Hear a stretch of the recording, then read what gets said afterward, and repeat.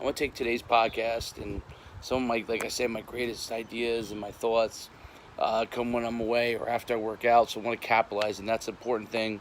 Um, that's not about this podcast. That'll be another podcast, but how working out correlates to your ability to think, and that's an important component to it. But today I want to talk about something related to it, but the power of magnetism, good and bad, and how you can draw that energy, that magnetic energy to you, or things that you repel away, and it goes for relationships with other people that you interact with.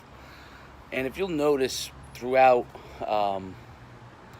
maybe your work life or people that you're friends with, or even with your family, there are people that you're drawn to that are magnetic to you, and you have to figure out if that power of magnetism is good or bad, if it's positive magnetism or negative. And we both have, on both sides, people that we can draw to from a negative standpoint that we repel as well, but also people that we draw to from a positive standpoint, and then positive people that we repel. And it's important for us to understand why that is.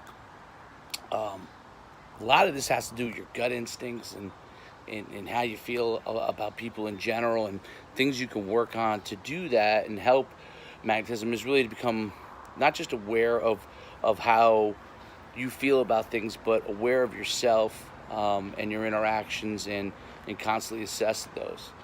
I think a real important component with trying to make sure that you recognize the difference when you meet people, the power of positive and good magnetism versus bad energy, bad magnetism, and trying to repel that is important in everything that you might do. So it's a critical thing with respect to magnetism, the good side of magnetism, meaning when you immediately meet somebody, how they react to you, taking a second to understand how those people might relate and feel about you, and then that magnetism, that draw that they have to you, and what is the rationale and reason for that draw to you.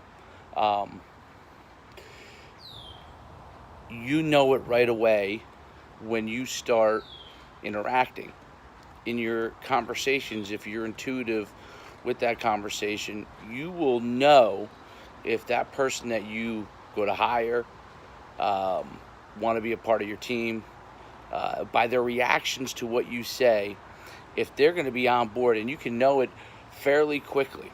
And if you don't recognize it fairly quickly and there's a mask to it, you'll recognize it the first day they start working with you, and you'll know right away. So I always think that you can't put off a person just because he necessarily might have a bad angle, but I do feel that if you get a bad vibe from an individual right away, they propel negative or bad magnetism towards you.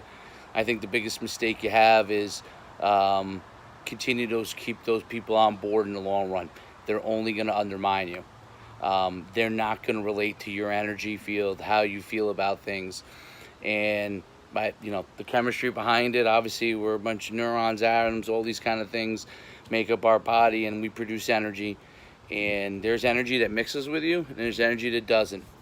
And my experience from working with people for all these years is that if you go with your gut and how that magnetism feels, and that goes with relationships as well, and you start to understand that, you'll be better at bringing in the right people into your life, and you'll repel the negative magnetism that is out there, and get those people away. Okay, and it doesn't mean that all things are good. It means that there are negatives and positive, but it means that the negative components that someone with good intentions has is going to help you. The negative components that negative intentions have is going to hurt you. So it's important for you to recognize that, and then also be able to understand when you're evaluating relationships, and when you feel something negative going on, or you feel a negative relationship, to understand if you repel that or you're attracted to it. And if you're attracted to something negative that ends up being bad for you, you've got to continually ask yourself why are you attracted to that? And you've got to consciously work to push that away. So in the ideal world, you want to have a positive, good magnetism with you. Those kind of relationships are always going to be positive for you, whether that person sometimes has negative things or not. Good magnetisms will relate. Good relationships will bring positive energy for you, and when bad things happen, those people will be by your side. So you want to attract good magnetism and work with that within your personality to air good magnetism, that people have an energy that they want to be around you. Coach Schuman, signing off.